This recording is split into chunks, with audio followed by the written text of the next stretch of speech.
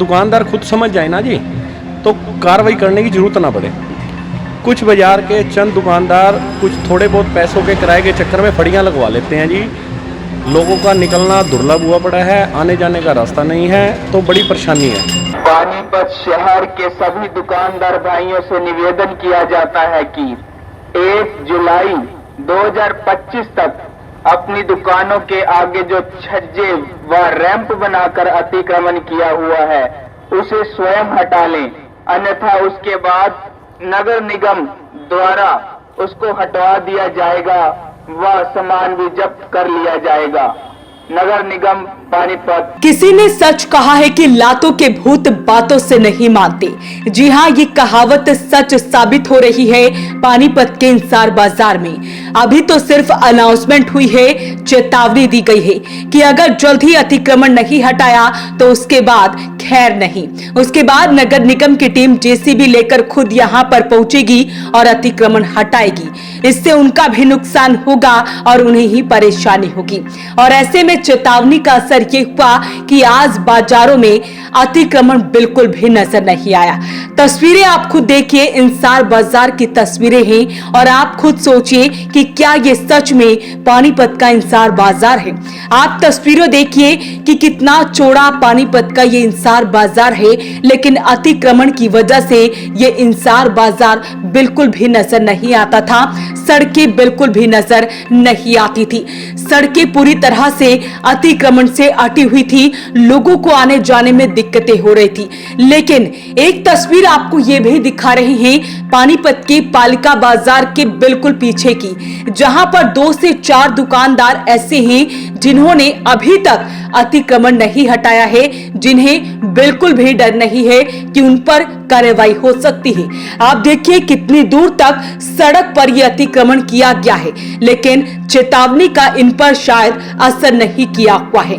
पूरे बाजार की तस्वीरें अलग बयां हो रही हैं। सभी ने अतिक्रमण हटा लिया है, लेकिन ये 2 से 4 दुकानदार ऐसे हैं जिन्हें अभी तक कोई डर नहीं सता रहा है। और ऐसे में इसी को लेकर दुकानदारों से बातचीत की गई। कई दुकानदार इसके पक्ष में नजर आए। उनका कहना है कि बिल्कुल सही किया नगर निगम ने, क्योंकि सड़कें पैदल चलने के लिए है, न कि अतिक्रमण करने के लिए।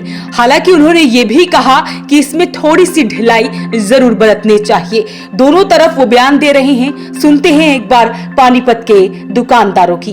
कार्रवाई तो बहुत अच्छी हो रही है जी। मैं नगर निगम का और जो हमारे शहर के विधायक हैं प्रमोद जी का, इनका धन्यवाद करता हूं जी।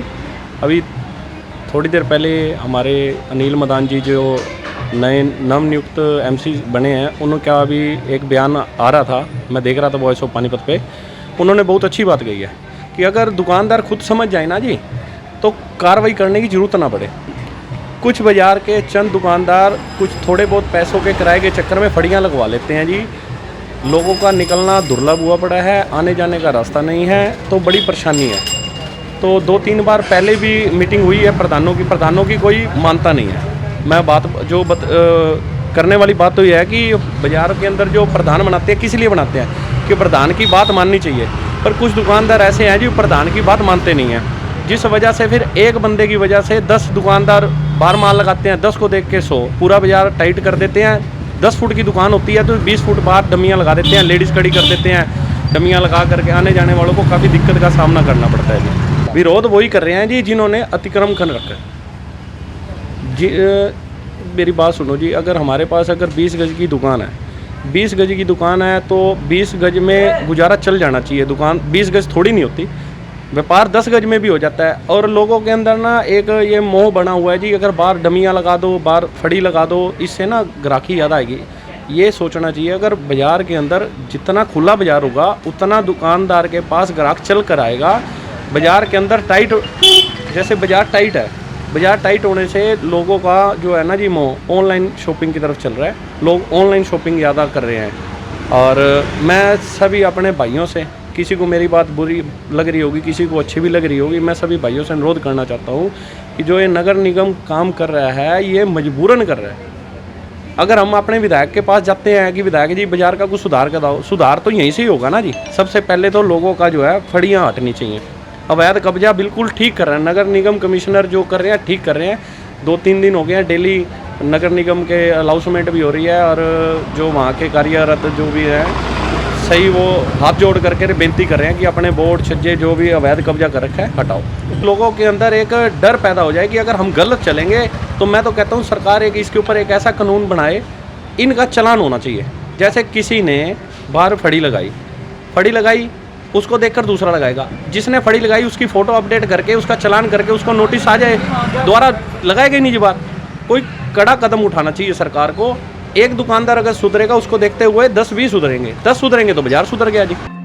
तो आप तस्वीरें देखिए कि अब लोग अपने छज्जे जिनके ज्यादा बड़े हुए हैं उसे अब हटाया जा रहा है, क्योंकि कल नगर निगम के अधिकारी द्वारा कहा गया था कि जिनके भी छज्जे जरूरत से ज्यादा बाहर नजर आते हैं तो वो जेसीबी लेकर आएंगे, इसको तोड़ेंगे, क्योंकि वो अब चाहते हैं कि पानीपत अतिक्रमण मुक्त हो जाए, क्योंकि पानीपत शहर में सबसे बड़ी समस्या बन चुकी है अतिक्रमण।